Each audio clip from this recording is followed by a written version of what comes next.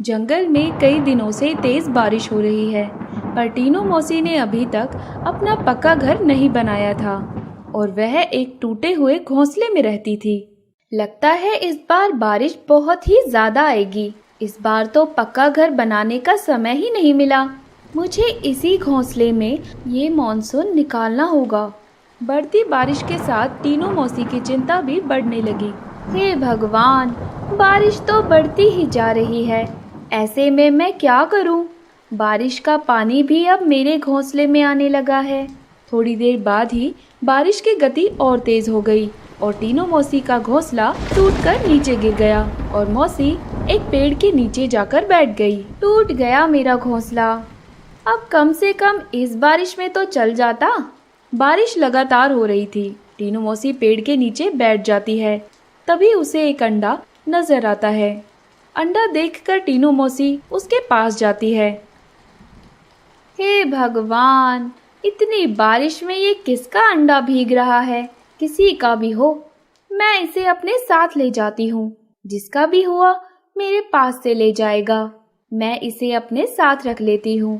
पर इतनी बारिश में हम दोनों रहेंगे कहाँ? टीनू मौसी अपनी सहेली शीला के पास जाती है। शीला, दरवाजा खोलो। टीनू मौसी की आवाज सुनकर शीला मौसी बाहर आती है। अरे टीनू, इतनी बारिश में कहाँ घूम रही हो, और वो भी इस अंडे को लेकर? और ये अंडा है किसका? तुमने अंडे की चोरी की है क्या? सारे सवाल बाहर खड़ी होकर ही कर लोगी? अंदर चलो, सब बताती हूँ। शीला टीनू मौसी को अंदर ले जाती है। इस बार तो लगता है बादल सारा पानी इसी जंगल में बरसाएगा। देखो, इस बारिश ने मेरा घोंसला भी तोड़ दिया। कोई बात नहीं टीनू, इस बार की बारिश खाली पड़े सारे तालाब और नदी को भर देगी। फिर हमें पिछली बार की तरह पानी की समस्या नहीं होगी। हाँ शीला, इस बार पानी की समस्या तो नहीं होगी। वो सब तो ठीक है, पर ये अंडा किसका चुरा कर ले आई तुम? ये अंडा मैंने चुराया नहीं है। बरसात के कारण मेरा घोंसला टूटकर जमीन पर गिर गया, जिसके बाद मैं एक पेड़ के नीचे बैठी थी। वहीं से मेरी नज़र इस अंडे पर पड़ी। यह बारिश में भीग रहा था।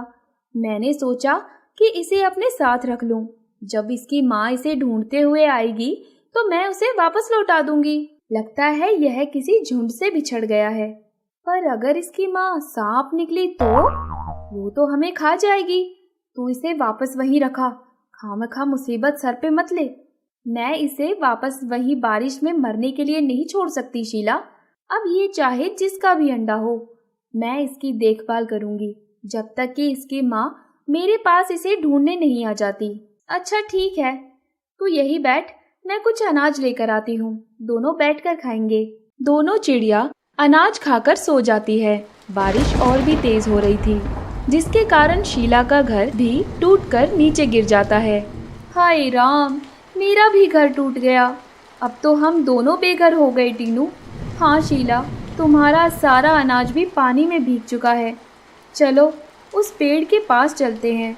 दोनों चिड़िया अंडे को अपने साथ लेकर पेड़ के नीचे बैठ जाती है।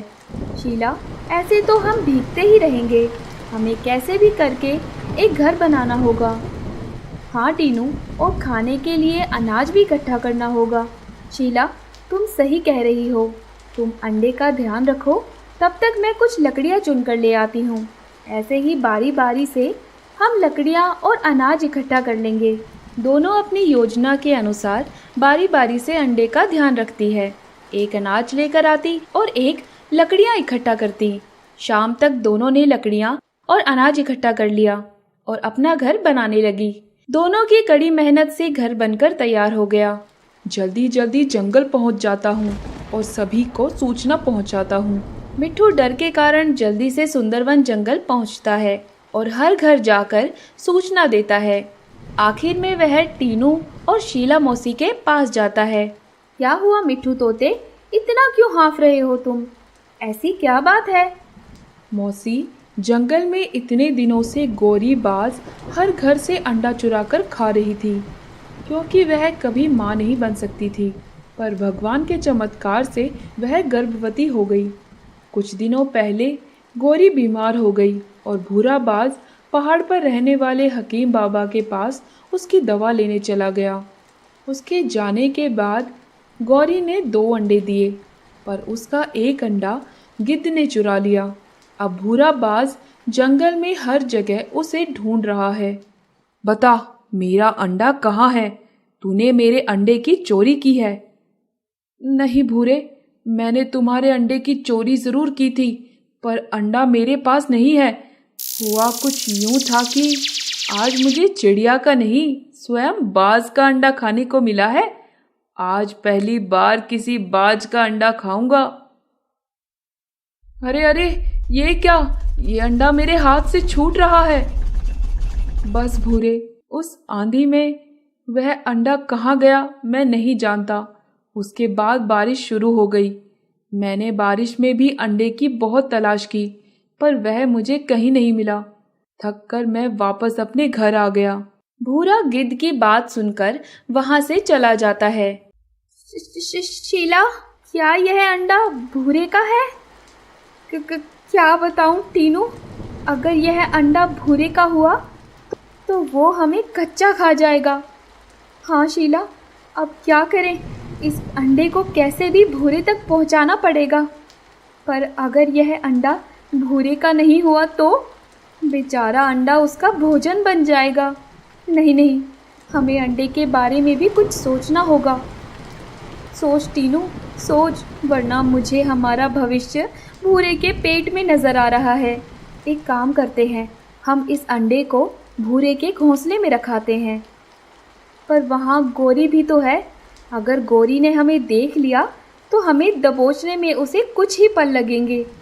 फिर तो एक ही रास्ता है, हमें पहले इस अंडे के फूटने का इंतज़ार करना होगा।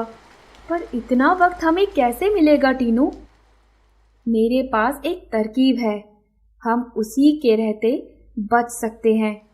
इस अंडे को फूटने में अभी कुछ दिन और लगेंगे, तब तक हमें इसे भी बचाना होगा और बाज से भी बचना होगा। दोनों चिड़िया जंगल से थोड़ी थोड़ी चिकनी मिट्टी ले आती है। थोड़ी देर बाद शीला मिट्ठू तोते के पास चली जाती है और कहती है, मिट्ठू तोते, कल रात को टीनू के सपने में एक बहुत बड़े तांत्रिक बाबा आए थे।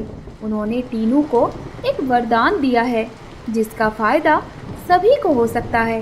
वह किसी भी पक्षी को देखकर उसका भविष्य बता सकती है। फिर तो मैं टीनू मौसी के पास जरूर जाऊंगा। नहीं नहीं, तुम नहीं। हमारे जंगल में इस वक्त सबसे ज़्यादा ज़रूरत भूरे बाज को है। उसका अंडा खो गया है ना। अगर टीनू के वरदान के कारण वह मिल जाता है तो पूरे जंगल पे आया संकट हट जाएगा। तुम अभी जाओ और भूरे तक यह खबर पहुंचा कर आओ। ठीक है मौसी, मैं चला तो जाऊंगा, पर अगर भूरे को उसका अंडा इसके बाद भी नहीं मिला तो वह मुझे कच्चा चबा जाएगा। जाता हूँ, अभी जाता हूँ। अगर नहीं बताया तो भी अंडे के ना मिलने के कारण गौरी और भूरा दोनों मिलकर जंगल के पक्षियों को खा जाएंगे, और वैसे भी कभी ना कभी तो मेरा भी नंबर आ जाएगा। शीला वहाँ से चली जाती है और मिट्ठू भी शीला के कहे अनुसार भूरे के घोंसले की तरफ उड़ जाता है और भूरे के पास पहुँच जाता है, जिसे देखकर भूरा कहता है, तुम यहाँ क्यों आए हो? क्या तुम्हें अंडे की खबर मिली? भूरे, अंडे की कोई खबर नहीं मिली, पर मैं ये बताने आया हूँ कि जंगल में टीनू मौसी को कल सपने में एक वरदान मिला है जो एक सिद्ध तांत्रिक बाबा ने उन्हें दिया है। सुना है वह किसी भी पक्षी को देखकर उसका भविष्य बता सकती है। बस इसी आस में मैं तुम्हारे पास यह बताने आया था, ताकि तुम अपना भविष्य टीनू मौसी से जान लो। इससे तुम्हें अंडे को खोजने में आसानी होगी। यह कहकर मिट्ठू तोता वहाँ से उड़ जाता है। भूरे, तुम टीनू मौसी के पास जाओ। अगर वह हमारे अंडे के बारे में कुछ बताती है तो हमारा अंडा हमें मिल जाएगा। ठीक है गौरी, मैं अभी टीनू मौसी के पास जाता हूँ। अगर इस तोते की बात गलत साबित हुई तो जंगल में सबसे पहला शिकार मैं इस तोते का ही करूँगा। भूरा अपने घोंसले से उड़ जाता है और टीनू मौसी के पास पहुँच जाता है। सुना है तुम्हें कोई शक्ति मिली है जिससे तुम किसी भी पक्षी को देखकर उसका भविष्य बता सकती हो। मुझे देखो और मेरा भविष्य बताओ। हाँ हाँ भूरे, टीनू अभी तुम्हारा भविष्य तुम्हें बता देगी। भूरे, तुम्हें देखकर लग रहा है तुम्हें अपने किसी अजीज चीज की तलाश है। एक अंडा। मुझे नजर आ रहा है तुम्हें एक अंडे की तलाश है। वह अंडा तुम्हारी बीवी से एक गिद्ध ने चुरा लिया और अब वह अंडा खो गया है। हाँ मौसी, आप सही कह रही हो। उसी अंडे की तलाश में मैंने सारा जंगल छान मारा, पर अभी तक अंडा मुझे नहीं मिला। आप अपनी दिव्य दृष्टि से देखकर बताओ कि अंडा कहाँ है। मैं देख पा रही हूँ, वह अंडा यहीं प्रकट होगा। दोनों चिड़िया डरी हुई थी, पर दोनों ने अपनी योजना के अनुसार काम किया। शीला ने एक पर्दा हटाया जिसके पीछे अलग अलग रंग के अंडे रखे हुए थे। अंडों को देखकर भूरा चौंक जाता है। मेरा एक अंडा खोया है, ये तो बहुत सारे हैं और इन पर ये कैसा रंग है। तुम्हें हर दिन इनमें से एक अंडा इस हथौड़े से फोड़ना होगा। बाबा के चमत्कार से एक दिन इन्हीं में से तुम्हारा अंडा बाहर आएगा। पर हर दिन का इंतज़ार क्यों करना है? मैं आज ही इन सभी अंडों को फोड़ दूंगा। नहीं भूरे, अगर तुमने ऐसा किया तो तुम्हें कभी तुम्हारा अंडा नहीं मिलेगा। ठीक है मौसी, मैं हर दिन एक अंडा फोड़ने आपके पास आ जाऊंगा। अभी मैं इनमें से एक अंडे को फोड़ देता हूँ। टीनू के कहे अनुसार भूरा उन अंडों में से एक अंडा हथौड़े से तोड़ देता है। अंडे के टूटने पे उसमें से कुछ भी बाहर नहीं आता, जिसे देखकर भूरा कहता है, टीनू मौसी, ये अंडा खाली था। आज से हर रोज मैं आऊंगा। अगर यहाँ रखा आखिरी अंडा भी खाली हुआ, तुम दोनों चिड़िया को मैं यहीं खा जाऊंगा। यह कहकर भूरा वहाँ से चला जाता है। हे भगवान, भूरे का चेहरा देखकर मुझे तो बहुत डर लग रहा था। ऐसा लग रहा था जैसे वो अभी हमें खा जाएगा। हाँ शीला, मुझे भी बहुत डर लग रहा था, पर मैंने अपना डरा हुआ चेहरा छुपा कर रखा। उस दिन के बाद भूरा हर रोज टीनू मौसी के पास आता और एक अंडा फोड़ देता। कुछ दिनों तक यही सिलसिला चलता रहा। भूरे, अभी तक तुमने बहुत से अंडों को फोड़ दिया है, पर अभी तक हमें हमारा अंडा नहीं मिला। शायद आज हमें हमारा अंडा मिल जाएगा। हाँ गौरी, यही उम्मीद है और कुछ दिनों में ही सारे अंडे खत्म हो जाएंगे। तब तक अगर हमारा अंडा नहीं मिलता है, आखिरी अंडा भी अगर खाली हुआ, तो मैं टीनू और शीला को नहीं छोड़ूंगा।